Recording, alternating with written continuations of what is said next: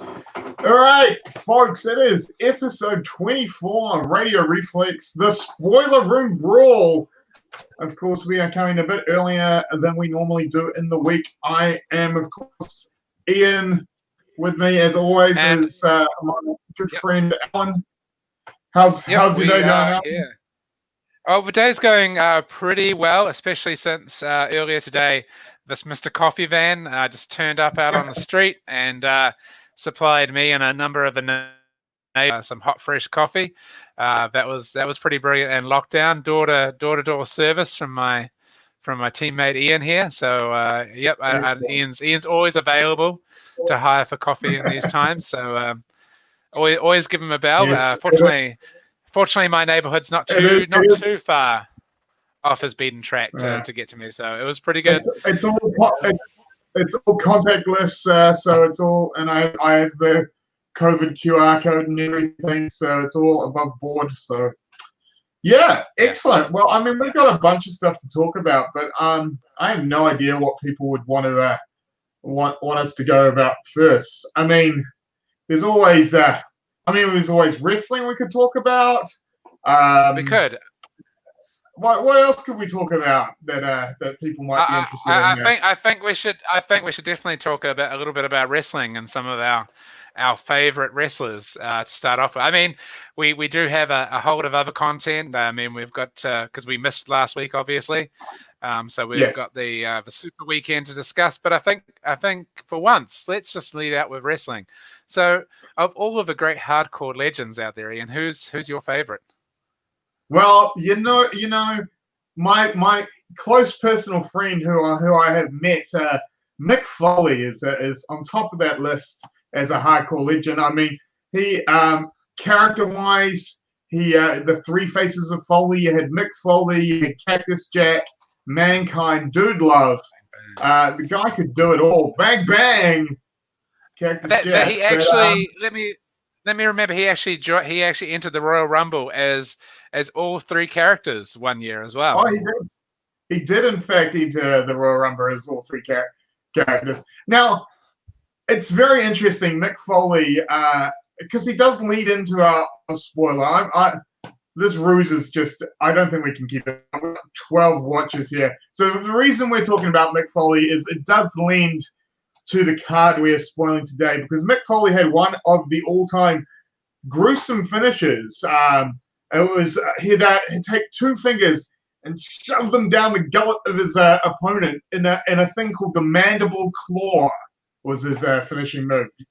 Wow. What goes through your mind today when you hear the word mandible claw, Alan? Well, I think the following card could really goes through my head. This is, as a little introduction, this is the spoiler that James said that we had to do. And to be fair, I don't think we would have done any other card as a spoiler. So let's without further ado, let's do the reveal. Maybe. Come on, StreamYard. Whoa, look at that bad boy. Yeah. So for all you watching, we got you. This is the mandible claw. The mandible claw. Before we go any further, I should say we actually have two spoilers today, Ian. So what we'll do is just for you watching, we'll do my spoiler first, and then we'll do Ian's spoiler second. So this effectively is my spoiler. So the mandible claw. So I thought we'd do the slow reveal on this. So Ian, what do you think of the art?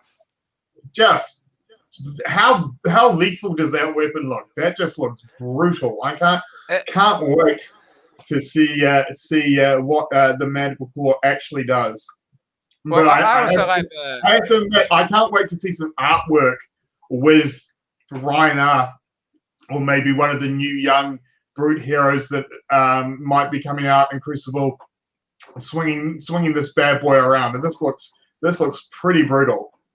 Yeah, I think it's really cool, and it is part of it is the actual mandible that's been, it's actually from a creature from the Savage Lands, that's actually been, it's been torn off him. The only thing I think the only downside to this card is that you would kill your opponent kill whatever you're attacking, but then you'd probably get it stuck.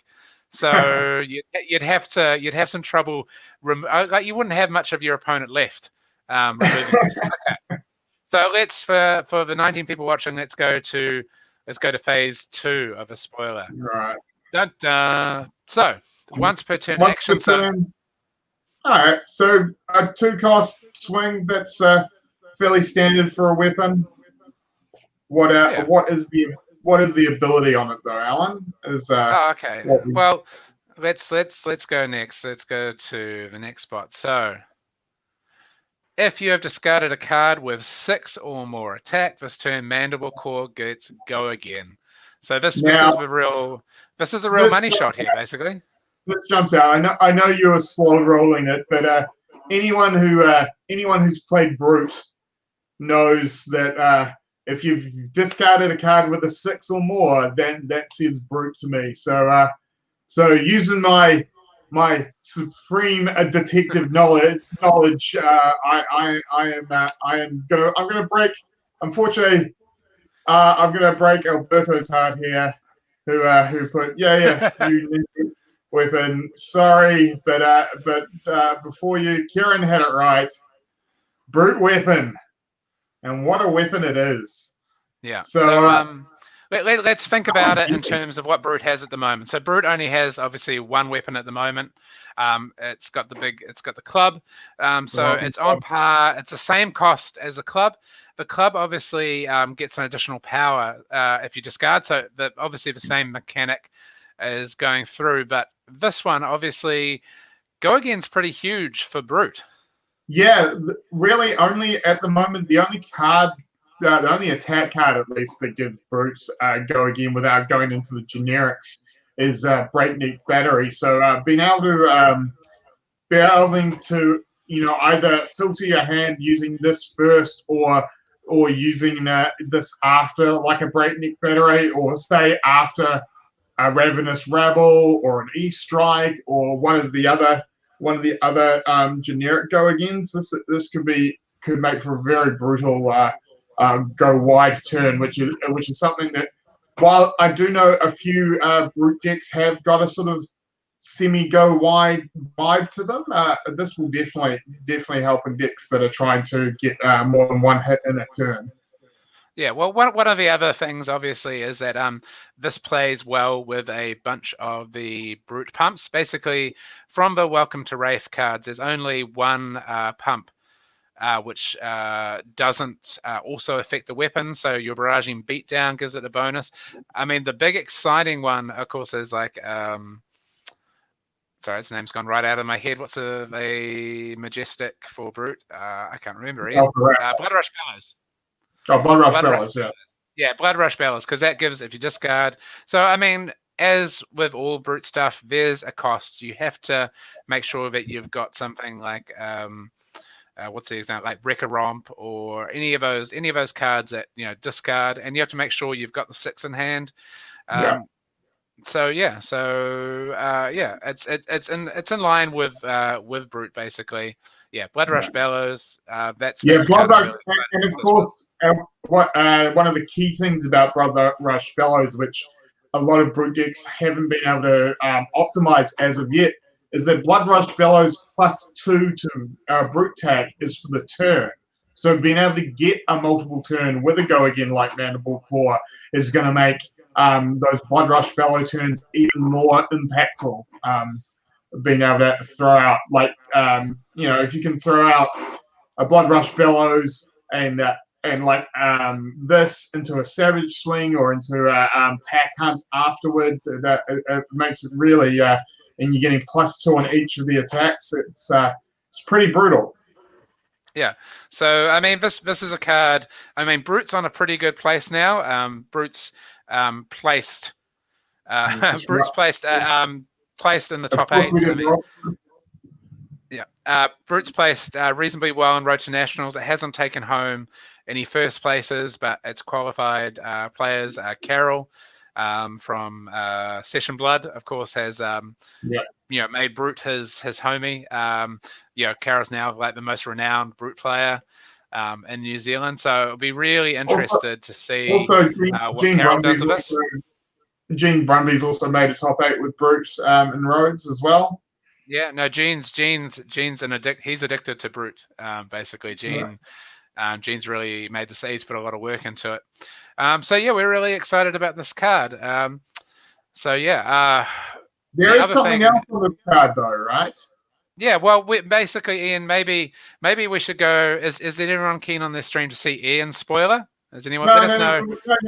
No, you've still got one more thing to reveal in this spoiler. Well, I don't know. Like, if I just go straight to your spoiler, Ian, then that'll show the show. So let's go to Ian's spoiler.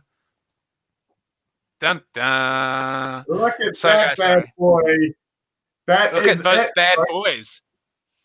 That is one-handed weapons, and unlike the Kadachis, they're both double-sided. So you're gonna be seeing a fair bit of these. Now, this really makes those Blood Rush Bellow turns insane, because obviously you get the draw off Blood Rush Bellows, you can get the go again off 2 Mandible Claws, and then possibly hit with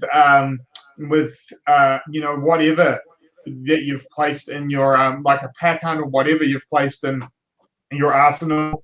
And this is going to be a brutal deck. And I'm going to say it now. I am 95% going to be playing Brute at Nationals because of these bad boys. Yeah, no, this is amazing. I mean, let's be clear though that there is still a significant cost. As Rob's asking, so double go again. You can get double go again. Obviously, it does. You do need the two six cost attacks to get the double go again. But it's going to make deck building for this deck interesting. I think it's going to make Blitz really interesting. I think more so than even constructed. I think this could be a really killer option for Blitz, where you can stack that deck a bit more with 6 cost attack actions to make sure that you are getting the double go again. And of course, as we got there, you got 3 damage base, but like you just think of it like. You add on even like a Primeval Bellow, right? A red Primeval Bellow. You discard a red Primeval Bellow. This all of a sudden is an 8 attack, even if you whiff on the discarding a 6 card. You've still got an 8 attack for the turn with just for the cost of pitching 1 blue. So It's pretty significant. Kieran's just with Blood Rush Bellow, both of these attack for 5. It's I think we should mention that significantly there is a cost to this, because obviously it is you need to have like a blue and at least one other card in hand to get the full value out of this. So it's not as easy as like the 2 resources you'd spend for Dawnblade. Sorry, I did get it a bit wrong there. I've just reread the actual text. It's if you have discarded a card with 6 or more this turn, it gets go again. So you don't need 2 6 or more cards to get go again on both of them. You only have to discard 1 6 or more. So using like a Primeval Bellow or a Blood Rush Bellow or one of those other cards that has the discard to set up to basically turn on the Mana Claws. Yeah, and that's why I think A, Blood Rush Bellow, and B, Primeval Bellow are going to be great cards for this, because obviously Primeval Bellow is a 0 cost with the discard.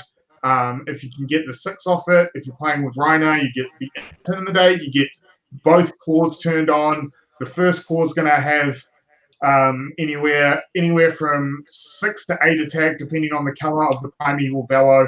So yeah, just really brutal weapons. Now, the two things, or one thing I want to first point out here is you'll notice that it is a claw is the type. So one of the things that obviously is a disadvantage. Well, it's not a disadvantage, but something to point out is that you can't pummel or raise a reflex because obviously any of those things at the moment we don't know what's in Crucible because maybe there'll be a similar card for claws in there, but at the moment the standard attack pumps, the attack reactions aren't going to work on these. So yeah, so that's one thing to point out. Now the other thing I think is really cool with both of these weapons is for Blitz and Ultimate Pit Fights. In terms of Blitz, I could see you warping your deck to around these because in Blitz you've got 20 life, so I think these could be quite effective there. But the other beautiful thing is if you're playing Ultimate Pit Fight, and I think when we get down to doing some more Ultimate Pit Fight, I think we'll be using Blitz decks, is that of course you can split your you get to split your attacks. Split your attacks. That is very true. Because previously only Ninja, only Kodachis could split the attacks and UPF, so having Brute have access to that, I think, is pretty cool in multiplayer games. Definitely something to be aware of. Yeah. So we've got a question here. So you're building Brute with what we know right now. Are you playing these or the club? Well, it depends on how you play Brute at the moment. I personally, the way I play Brute, I was always playing, for those who have played against me, know I was always pretty heavy on the 6 discard style Brute, which I know there's a few players, like for instance your Brute deck that you were using was the no Brute deck where it more tried to go wide with generics and stuff. I personally would play these over the club. I think just being able to get the attack with them again. Maybe I'd be looking at a few different color like pitch breakdown in the deck just to make sure I had enough pitch value to get the optimal use out of these. But I definitely think I personally will be using these. But the interesting thing too is this is one thing that Crucible is going to bring to play. I think these are very aggressive. I think if you're going against an aggressive deck where you're wanting to push through a bit more damage to put more pressure on them, you'd be wanting to go with these. Perhaps if you want, you can sideboard in both these and the Romping Club, and if you feel in the slower matchups you just want the sort of the bigger five attack hit off a Romping Club, you can switch them up. That is what Crucible's really going to be interesting. And this is the great thing with both Blitz and Constructed is that going forward, you're taking slots away from your sideboard in deck for slots in your equipment, including now your alternate weapons. I mean, we don't know. There may be a generic one-handed weapon as well, and so perhaps if there's a generic one-handed weapon, maybe you play one Mandible Claw and one of the generic weapon.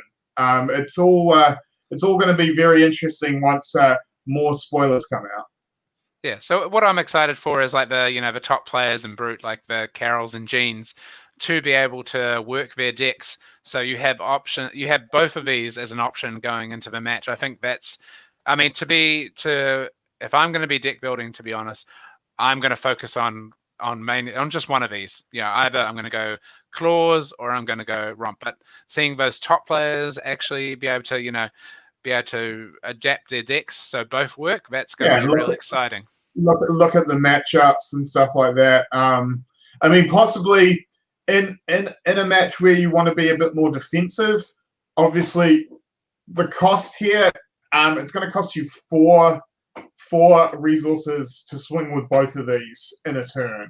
And so maybe that, if you think you're going to be spending a few cards to defend with, maybe in those matchups you're going to go back to the Romping Club, because obviously that was one of the nice things about the Romping Club, was that it was just 2 swing for 4, which is super solid. I mean, again, these are also super solid with the classic brute. I mean, probably maybe even a bit more so, where you just go barrage and beat down, intimidate 2 cards out of their hand, attack with a mandible claw, and now they've got really awkward options. But of course, to get the go again on these, you do need to have used something that's going to discard that that card first. And I think this is where cards like, I mean, this is what I'm hoping for, obviously, in the brute cards coming out in Crucible, that there'll be a few more of those classic discard a card type cards. Also, you know, if you are running these with Scabskins and you do happen to roll a 6, you don't need to worry about giving it go again. You can just attack with these twice. Yeah. Now, I think also that what we haven't mentioned is the most important, I think actually probably more important than anything we've said is, you know, while the Romping Club attacks for 4 or 5, you know, like if you're only attacking for 4 with the Romping Club, that's a Sink Below or a Fate Foreseen blocking it. The obvious thing in this game is being able to attack twice for 3 is really significant. Being had to that option to get through is going to be sometimes a lot of situations better, because you're going to, those turns where you get to like intimidate them a couple of times, they're not going to have enough cards in hand to defend against. Like they might be able to defend the first one, but the second one. So yeah, I don't really see this going in kind of the no brute decks, but maybe. I mean, the other thing that we have to take into consideration as well is we don't know we know that we are getting a new brute young hero in Blitz. He's going to have 19 life, so he's going to start with lower life. So you're already going to be starting your deck with like your scars and stuff like that to get go again. And so maybe in that deck you want to run these without the necessarily a huge amount of the 6 costs, but with the rolling your Scabskins, getting those extra actions, and just using these as extra actions. Yeah. This is it's just going to be pretty cool. Like, if the question is, you know, like, if I'm going to build this, it is rare. It is a rare. So it is a rare. So you will be able to get these. Hopefully, these will be a little bit more easy to get in foil too, and because foil rares obviously going to be a little bit easier than Majestics and so on. So yeah. But I also think just in terms of deck building at the moment, I mean, I'm certainly going to start off any brute build with this, and the reason for that is very simply, it is the new beautiful cool thing. I mean, that's it. I mean, all strategy and theory aside, I like big shiny new things. Well, this isn't shiny. I suppose it's shiny with the glisten of blood and ichor on it.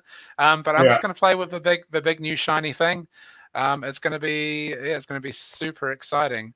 I know there's a few stores. I mean, while there isn't an official sealed format for Crucible because it is a supplementary pack, I do know that like Hobby Master and that, and I think maybe Card Merchant and that are looking at running sort of release events where you get a few packs of Crucible, and then you can then after you've cracked your Crucible packs, you can then buy either Welcome to Wraith or Arcane Rising boosters to you know, make your decks with. And I would love to bust some of these open and just buy some Welcome to Wraith packs. You know, get a few romping wrecking romps and, you know, pack hunts and primeval bellows, and just get at it with these claws.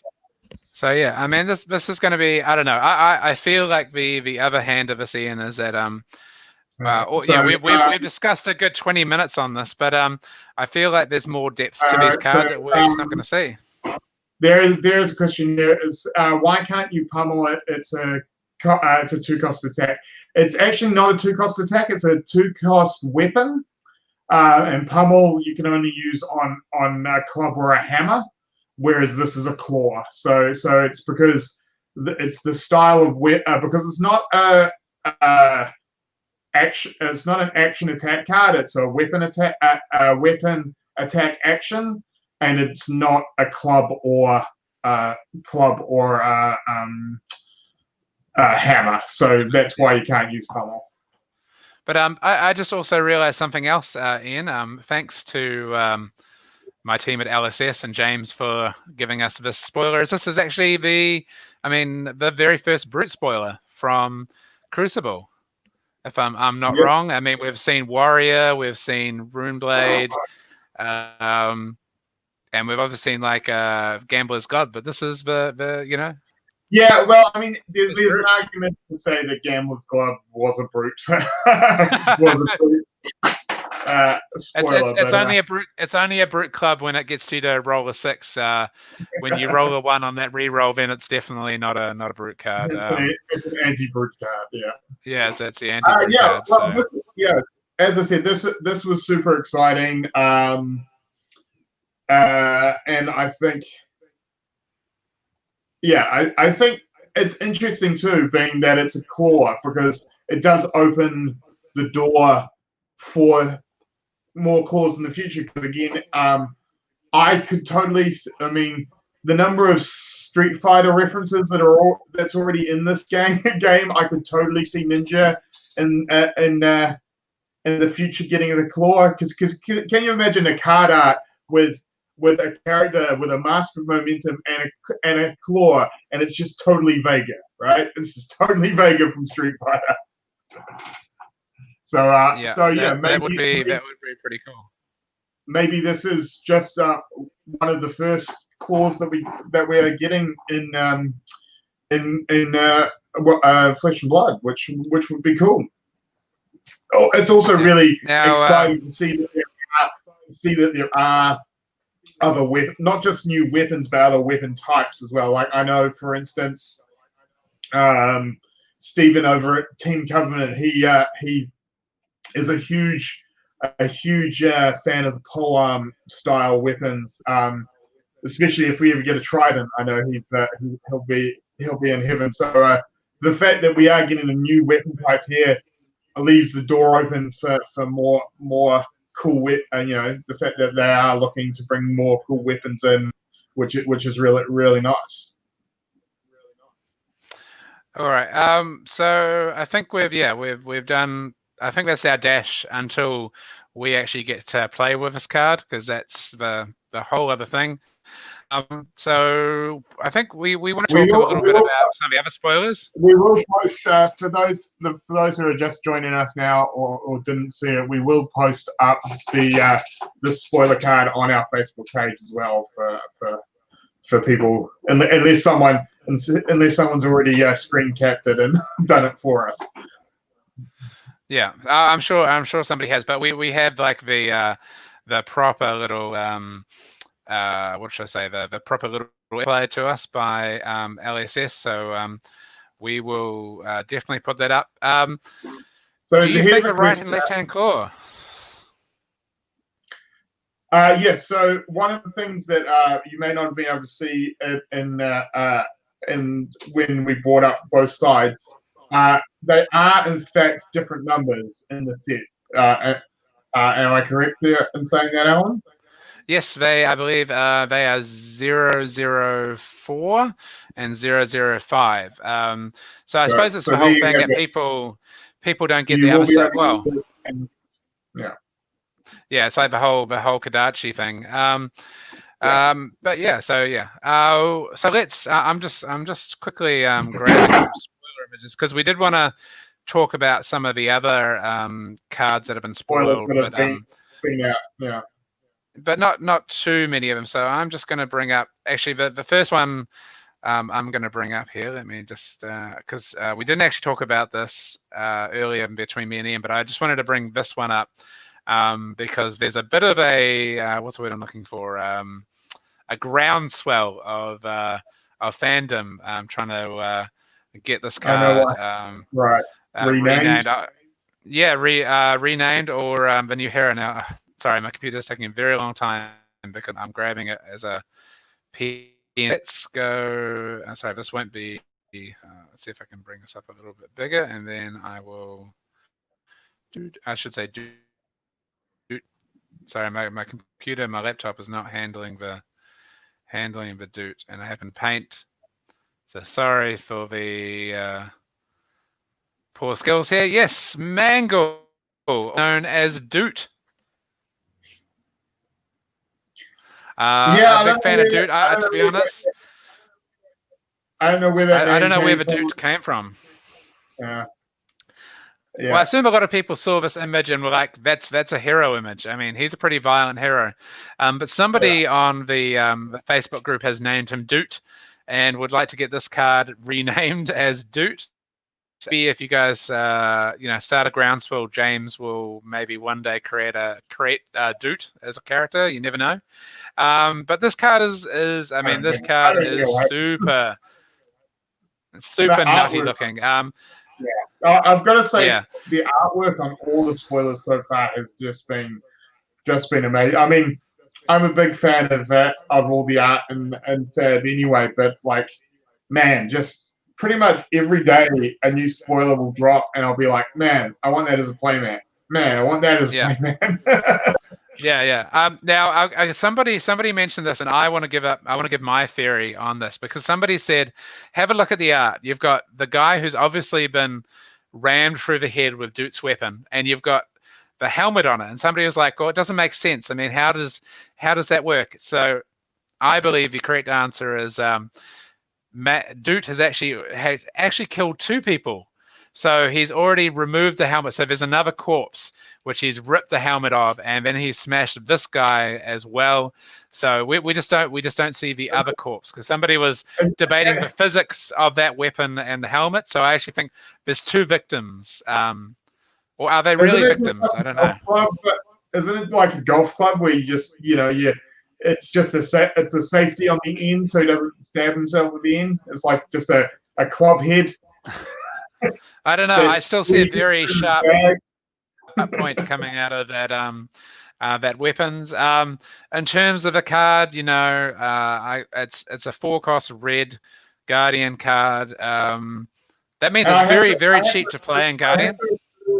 That this is the card that when the Twitter page was talking about a card that is attracted to Tunic, this is what they must have been talking about, because again, the idea of with Guardian using Buckling Blow to put a -1 counter on a Tunic or a Mask of Momentum, and then follow up the next turn with a dominated Mangle and getting rid of a key point of the strategy of the character is pretty brutal. Yeah, but I also see the advantage on some of the equipment like Breaking Scales and Helm of Eisenpeak, because those are cards that generally you'll throw out pretty early on to get a -1 counter, because you'll be able to use their ability later on. Scab Skins is another perfect example of that as well.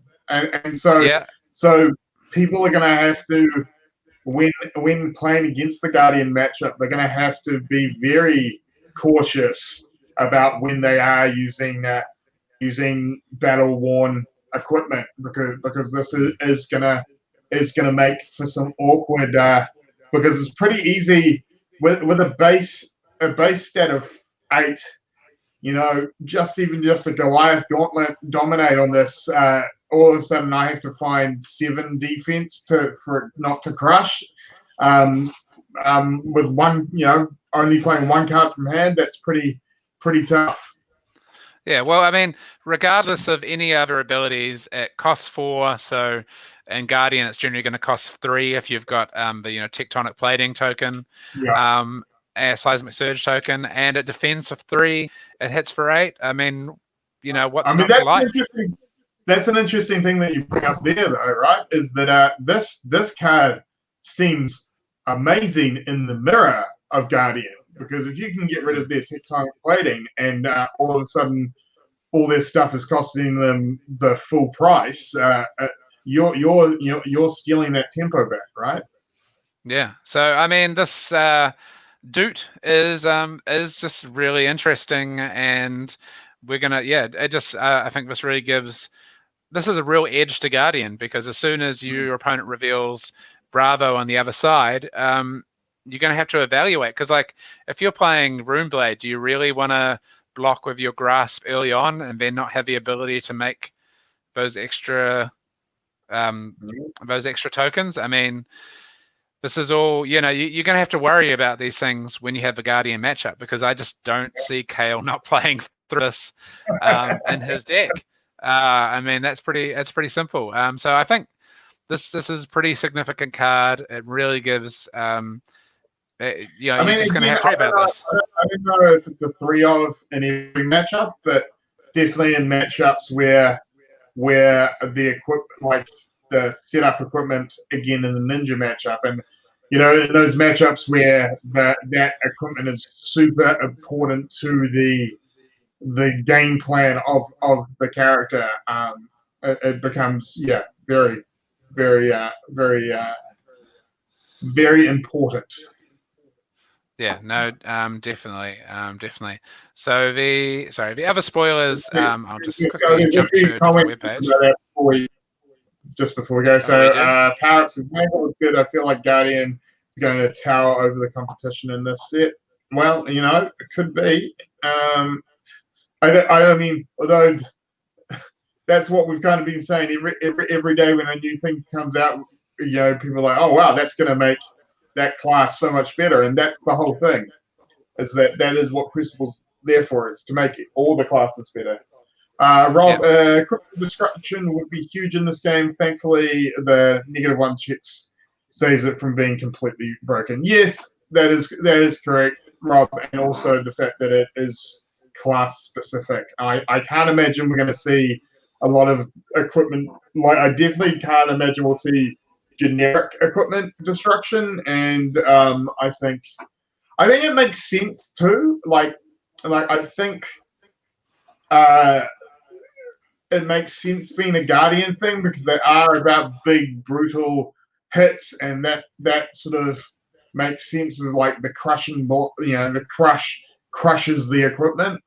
So it makes way more sense than hitting with a Kadachi and destroying someone's equipment would be a little busted. Now, one thing though, just on what you're saying, like people saying there's new cards coming out, they're like Guardian's going to be better. But I think one of the things to keep in mind is, I mean, everybody's getting new toys in the set, so I'd hesitate to like say every class is getting better.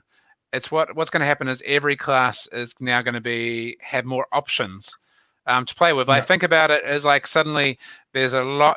I mean, there's simply a lot more options in deck building, so you're going to get a lot of decks which are going to be more divergent from what you've seen before. I mean, because at the moment Guardian is between like a super controlling one and a more aggressive. It's just you got to look at Guardian lists, and just there's going to be a lot more variety. But I suppose after saying that, the next thing is to say how good my Runeblood is hopefully going to get as I bring up one of the other spoilers here. Because there's a bunch of Runeblade cards spoiled. I think the most of any class so far is Morvrian Skies. So this is the one I'm super excited about. It's a rare just because it has Go Again. It costs 0. It's obviously a cycle, so you're going to have like the blue and yellow ones as well. But it just gives your the chance to make more Runechant tokens. And I think one of the things is, you had like the aura for Runeblade, which created the tokens if your next attack hits. But then again, if you didn't get it to hit, it could be destroyed by your opponent on their turn if you took damage. So this just does what it does. You don't have to worry about anything else. I mean, the other thing is it's a non-attack action. So obviously combine this with Mordred Tide, and helps trigger Viscerize innate ability, helps trigger the Nebula Blade. So this is really exciting, and like creating 3 rune chants off your next attack.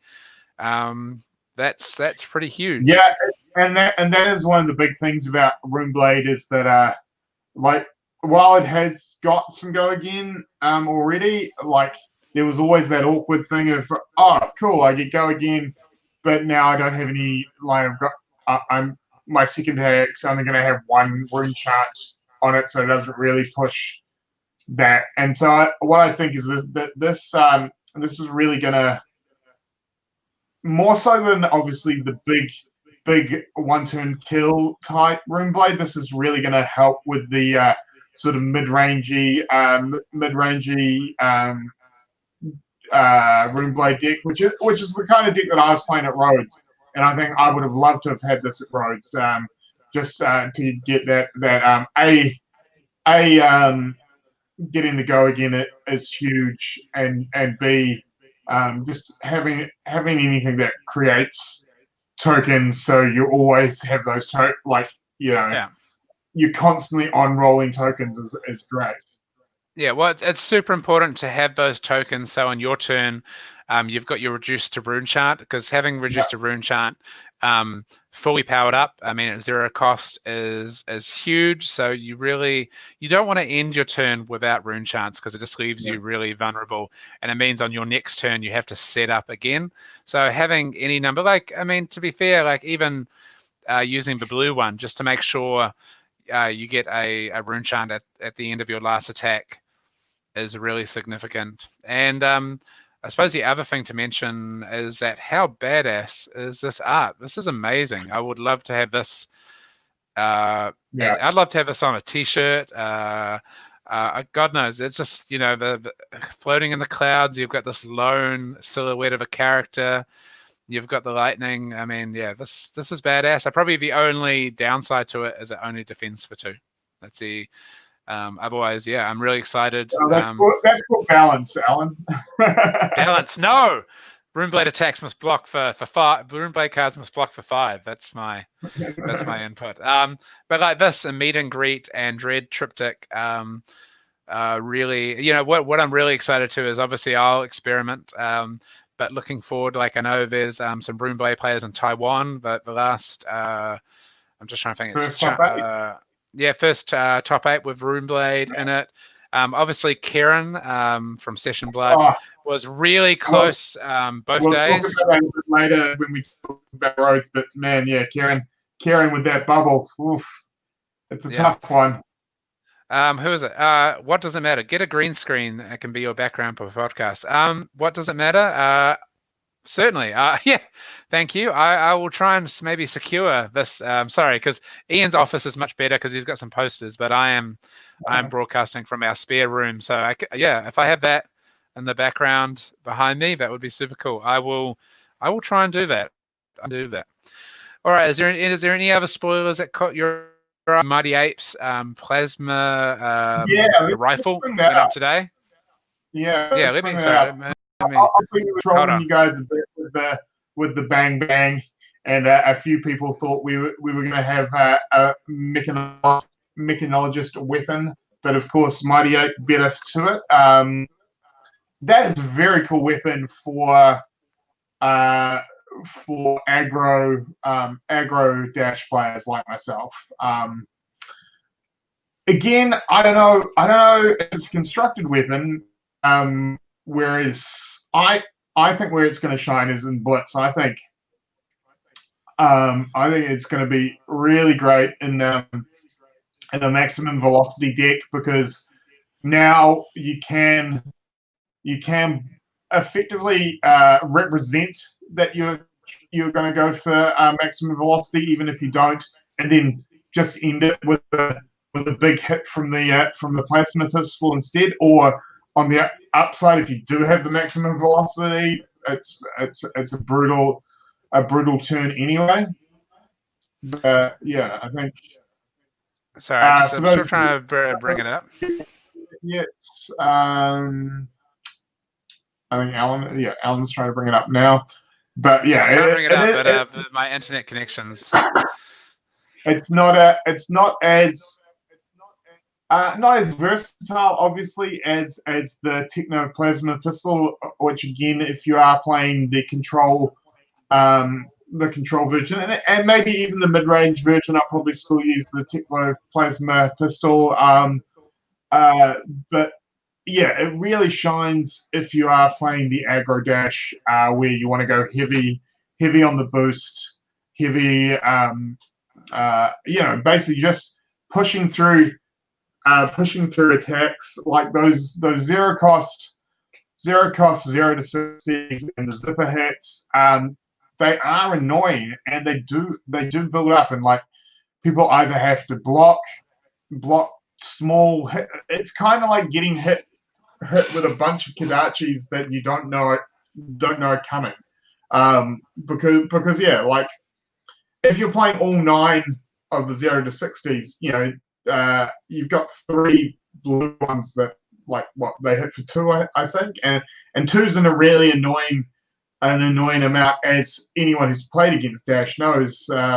That like, do you take the 2 hit to save cards to defend for a bigger hit, or it makes for hard decisions for the opponent, and I think this really helps the aggro player make other players make the hard decision as well, because if you keep letting these boost hits occur, you're just going to have to deal with this one weapon at the end of the turn.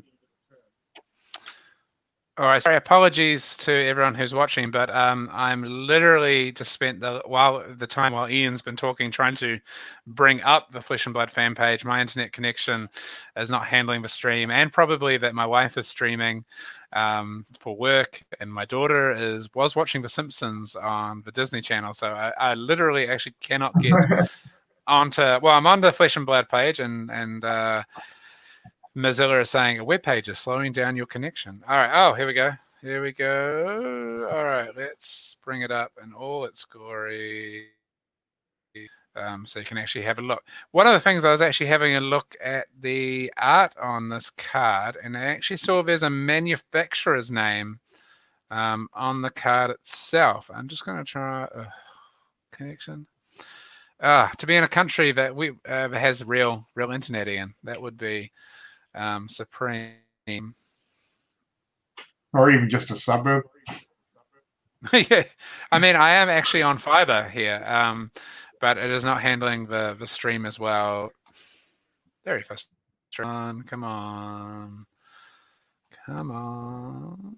It's like it wants to open up. All right, here we go. Let's jump to this view. Excellent. And here we go. This is Mighty Ape Hobby. And take it to full screen. Here we go. Stop. Okay, so this is it. Plasma barrel shot. So once per turn action, remove a steam counter to attack. You can chuck a steam counter on it for 2, and the attack is X. X is equal to 1 plus the number of times you have boosted this turn. So it always attacks for 1. But I'm going to be really interested to see what Matt Rogers' take on this is, because Matt's obviously the big proponent of high octane with his kind of mid-range dash deck, and those turns he goes off. What kind of hit you could have with the plasma barrel, because it's always going to be 1, and then it's like what is going to be the rest of X? What is the number of times you can boost in a turn? If you can imagine like a big plus tome turn, it's going to be pretty crazy. Yeah, definitely tome plunder run as well is going to help with these turns. It's going to make cards like Snatch maybe played in aggro, start being played a bit in aggro dash as well, just to get that card draw, so you can pump out a few more. But I really like the idea of this, because it is an annoyance that people are going to have to deal with, and I like the, as I said, I like the the being able to effectively bluff like you've got the maximum velocity, even if you don't, and then you can just end with a 4, a 3 or a 4 cost pistol shot at the end of them having to either block, three boosted attacks in the turn. Well, one of the other things is just like kind of what I really like the idea of is this is kind of like a blunderbuss kind of weapon. So you're just like, you're kind of holding it and then you're just firing off that huge shot into someone, and it's going to take a little while to reload. Or like in the 40k Warhammer 40k universe, plasma weapons usually fire a big shot, but they're very kind of unreliable. Like, you don't just want to sit there and pew pew. You want to take your shot. It's all about charging it up. Yeah, charging it up for the one big hit. Yeah, so I think that's very much, it's very thematic. So yeah, I'm pretty excited to. I mean, again, with all this new stuff, I'm just going to play it because it's brand new, it's shiny, it's cool. I mean, I might build a terrible deck, but at least I'm going to be excited to play that deck until my dreams are mercilessly crushed by my opponents. As I said, in Blitz, I think this is going to be that Blitz dash deck. I haven't seen the deck list, but like Karen won the Card Merchant Blitz tournament yesterday with an aggro dash deck, which use maximum velocity. So it's already there's already sort of top end decks that are using a lot of boosts. So hi B. She can't hear you, but she's here. She's crept into the room because B here. If you guys have, because we haven't really mentioned lockdown, but B is full of beans. She is a brave 5-year-old now, and yeah, we try and go out in the afternoon to at least run off some of your energy. B. Yeah, so. Cool. All right. Well, that's spoilers for the moment. I suppose we should talk about the other news. What's up, Beatrice? That is a pen. That is my little notebook. No, you can't draw on it. Why? Because it's Daddy's. All right. You go back and see Mummy, please. No. No, I have to finish off the podcast. I know. Bye, babe. All right. She's off. Okay. Wow, that's. I don't think we've talked about actual cards, for that long for quite a while, Ian. Yeah. And yeah, thanks to LSS, which I'm obviously a part of, but thanks for my teammates for giving us like a spoiler that's really. I mean, that's a really interesting spoiler, and yeah, again, it was lovely to be picked for the first brute. All right, yeah, the first brute spoiler. So, God, after all that, I'm just trying to struggle to think about our other subjects, Ian. Of course, let's guys, have a quick rundown of our Roads to Nats experience in Wellington, because obviously we didn't post last week because with lockdown and everything, it was a little bit. We were both very busy getting prepared for lockdown. So we both went down to the double header. I drove down. Alan flew down, which was probably easier of the two methods of getting there. How was it for you? Because obviously you had a different experience than I did, being that so I head judged the double, which was really great. I got looked after by Mark from Cerberus Games and Peter from Calico Games. Calico Keep. Both looked after me the weekend. So it was a really good weekend. One of the really great things as organized player manager is I got to head judge some events, and it really, to be honest with you, just fired up my appreciation for judging. And I got to talk to a bunch of people about judging, and the judge program is coming. There's a lot of stuff still being worked on, but yeah, it was a really good experience to judge some high level events, talk to players. it's all a bit of like a mix for me now. Kind of, it's a bit like a dream, you know. Right. It's not as fresh in my memory as it was, but I mean, one of the cool things is just such huge turnouts at Cerberus. We got like 49 players, and the reason we had 49 players is we only had space for 48. Right? Yeah. That was a sellout. So the 49th player was in fact the player with the bye. So that was cool. In fact, a quick mention to Gene Brumby. Gene was intending to play that day, but because he had already qualified, he gave up a spot essentially, so somebody else could play. And he actually helped out as part of the judge team at the event, and it was really helpful. So, yeah, shout out to Gene for his help on the day. Other things was just being able to meet so many people, like Keith, who's the manager at Cerberus Games, or Kiki. Got to hang out with him, and yeah, we had people from all over. Basically, we had Nelson players, we had Dunedin players. We had Auckland players, we had Wellington players. It was just like such a great mix, and a lot of people getting to meet each other for the first time. Was there There was two Palmy. There was one Palmy player on day one and two Palmy players on day two. Nice. Yeah, so many people got to meet Bryden from Choice Breweries, Choice Brothers Breweries. That was great. You mean Stroman? Yes, very much. Just slightly shorter. Not saying he's short, but slightly shorter Braun Strowman. He's not a short man. He's not 7-foot monster either. But no. He's not. He's definitely Braden. He's definitely a monster. He's a monster in my books. So I don't know. A lot of good memories. It's kind of like a dream because it was such a good weekend, and then obviously we came back into a Tuesday night announcement about lockdown. So that kind of like certainly on when we were discussing doing the cast, I have to admit we were a little bit down about the whole situation with the lockdown. Yeah. Even though I think everyone had it in their head that this could happen, but it's like when it actually happens, when it actually hits you, it's pretty tough. But I mean, you drove and you played two different classes over the weekend, Ian.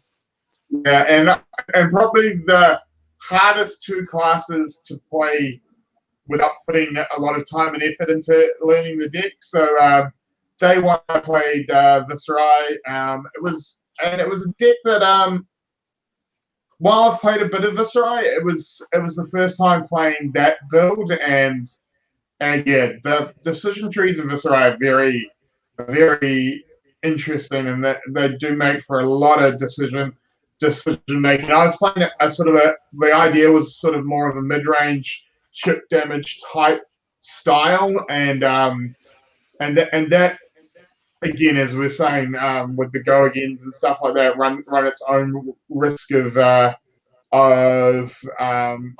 you going to generate enough rune chance to have rune chance going into the next turn and stuff like that. I came very close on a number of games. I believe I went 2-4 in the end. Although two of the games that it ended on, we were both within single digits, and I just couldn't get over the hurdle. And one game was against Warrior. I got routed to death, which is something that often happens if you get low on life against Warrior. So I had a good time playing that. The following day, I knew that I wanted to get on the road a bit earlier because obviously I was driving home that day. So I was never really expecting to do particularly well on day two. I wasn't aiming for top 8 or anything, so I decided to play Kano because there had only been one Kano player the day before, so I was basically looking for that cold foil. Unfortunately, there were two other Kano players on day two, so by round 3, I think going into round 3, I was 0-2, and the other two Kano players were 1-1, and I was like, well, I'll win, and if both the Kano players lose, I'll keep playing because the dream of the cold foil would still be alive. unfortunately, in round 3, the other two Kano players actually faced off against each other. So I was like, well, just means that because in round 3 I was facing off against Chris Bewley, who was riding with me. So so we were both at the point where we're like, well, one of us is going to be 0-3, one of us is going to be 1-2. We can just get on the road, and that's what we did. So it was fun. And again, the Kano deck, I had been gifted the Kano list from Matt Rogers the night before. It is a really cool deck. It is very interesting. It is a deck you go into a tournament having played 2 games with it. It definitely has some finesse in it. If anyone who's ever played against Matt or seen Matt play, you understand he doesn't just play pick up and go decks. There's definitely some heavy decision making and nuance to playing them. So let's remember though, Ian, you did start off on table 1. Wizard was on table 1 in round 1 of the event. Yeah, I've got the photo evidence. But also one of the other Wizard players was actually Jason Long. And Jason is obviously a calling top 8er. So you had some competition in the Kano slot. Definitely. So that was a bit rough, Yeah. Because on the Saturday there was only one Kano player. So yeah, and had I known that, and there was 4 Viserai players on the Saturday, had I known that, I probably, because I had my own Kano build with me, I probably would have played Kano on Saturday, but obviously didn't know that going in. But no, it is what it is. As I said, having seen our spoiler today, and with the fact that our last Rhodes that was non-Crucible release has been cancelled in Mighty Ape. I think I might be going back to Brooch. So going back to the guy who brought me to the dance. Yeah. So the thing we didn't mention, of course, is who won the Road to Nationals in New Zealand, and that was Matt Rogers. As some people said, is he in line to be given living legend status and actually banned until next time that we print another Matt. And so Matt did the double with Dash. The finals, if I remember, on the Saturday was John and Matt. John from Wellington playing Warrior. So this is kind of a classic Matt matchup because they have actually met multiple times. I think the very first time they met was at Apami Road to 10K when they were both playing Warrior. And then they met at Hobby Master. John is, a great Warrior player. He's been on Warrior since the beginning. And then the Sunday finals was Kiki or Keith Babad from Cerberus Games playing his own version of Dash Control versus Matt. So yeah, and it was pretty cool finals. Christian from Rob, is Crucible legal for Nelson? Yes, it is, because it is release weekend. So they have chosen to run the event on the Sunday. So Crucible will release on Friday, and it is legal for the Sunday event. So basically, I believe they're doing some side events on the Saturday. And without having a crystal ball or anything, there is a good possibility, if you're not in Auckland, that the Nelson Roads will not have any Auckland players, because it is the weekend after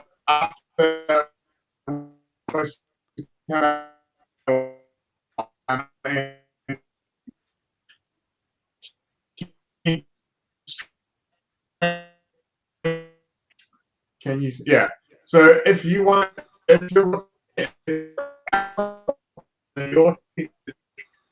traveling without those pesky Aucklanders, could definitely be the roads that you want to go to.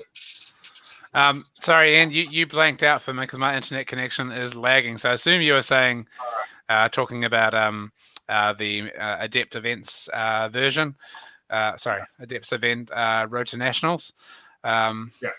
So yeah, that's going to be interesting. Yeah, without hearing what you said. Yeah, what I was saying, Alan, is that if you're outside of Auckland, it may be the roads that you want to travel to because it is high likelihood with lockdown only being, well, technically we don't know. Our lockdown, if everything goes according to plan and we move out of lockdown 3, it's going to be 2 days before the weekend. So it makes committing to going to Nelson for Auckland players a little tough. So it could highly likely be an Auckland free event. So if you want to shot at that top 8 without having to deal with the Jacob and Matts of the world, that may be the event to go. Very interesting.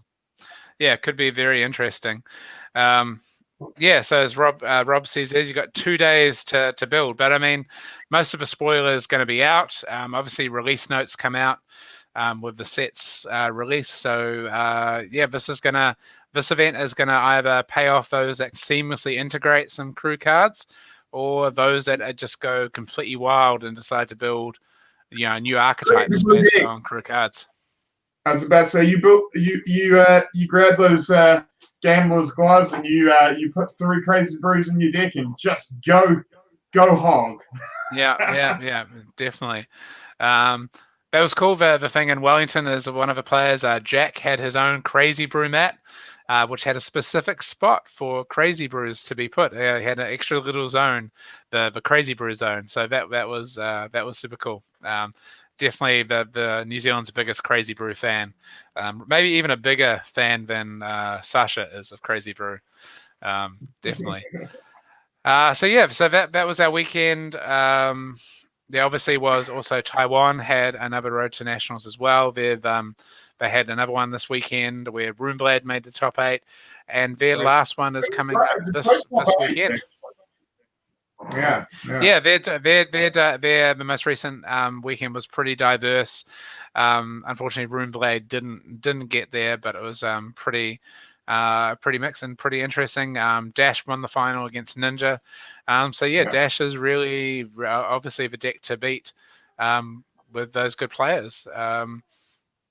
Because Matt's proved that he can win with multiple decks. He can win with Dash. He can win with Dorinthia. It's all about the play skill at this point. Yeah, nice. Alrighty. All right. Is there anything else? Because we have been at it for an hour and 7 already, Alan. Well, so we do have a little statement from Happy Man. If you want to bring that up, if you see that just at the bottom of the comments, Happy Man says, if anyone brings it up, is it this one? Yes, it's that one. Happy Man says, "You'll all be ignoring my girl Thea." I'm going to admit it, Happy Man, that yes, maybe I am ignoring Dorinthia. The reason for that is me and Dorinthia have never really got on. We just chosen not to play anything from hand, so you can't reprise us. Yeah. I don't know about you, Ian. I mean, you actually started off in Dorinthia, but me and Dorinthia have never really seen eye to eye. We all know my thoughts on Dom Rinthia. Yeah, I'm just waiting for more dominate cards to come out in Crucible to make that more viable. Or a hammer. One day. So Radio Reflex team has some very mixed feelings about Dorinthia. Not that she isn't good, but she is definitely very cool. Good. Rob, she's very good. And I think obviously there's some Rob here said that she's got a new toy today. I think I saw some kind of saber. Yeah, I think a bunch of weapons are getting spoiled today. So, I mean, there could have been some more spoils happening while we've been talking. So, yeah, I think I do know on the fabtcg.com website some art for a bunch of the weapons. I'm not sure if it's all of them. I assume it's all of them have gone up, including like mandible claws.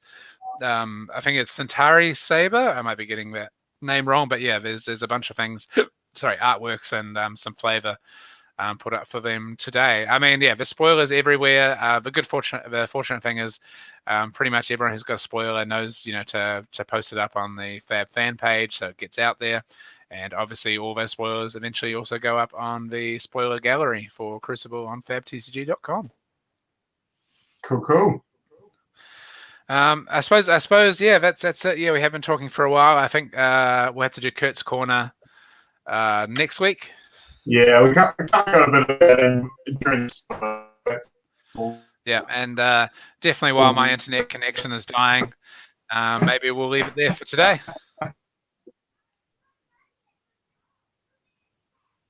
And I've totally lost Ian. All right, cool. Well, we are looking forward to leading into Crucible, so that we will be talking again about spoilers next week. Obviously, I think this is probably us done for spoilers, although I know you're still working behind the scenes to see if we can't get another one, but we'll see if spoiler gods smile down on us.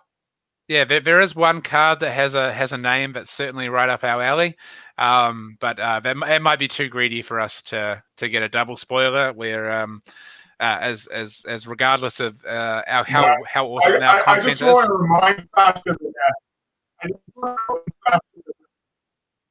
when I was running spoilers that he got 2 spoilers.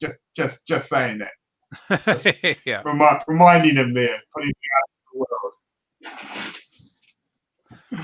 All right, guys. Thanks for watching. I hope you enjoyed the spoiler that we brought to you. Can't wait to see people start theory testing some of the builds. Yeah, like I know I'm gonna make some mandible claws and probably try them out in some online games. So cool. Stay safe, everyone. Wash your damn hands, and we'll catch you next week. All right. See you all.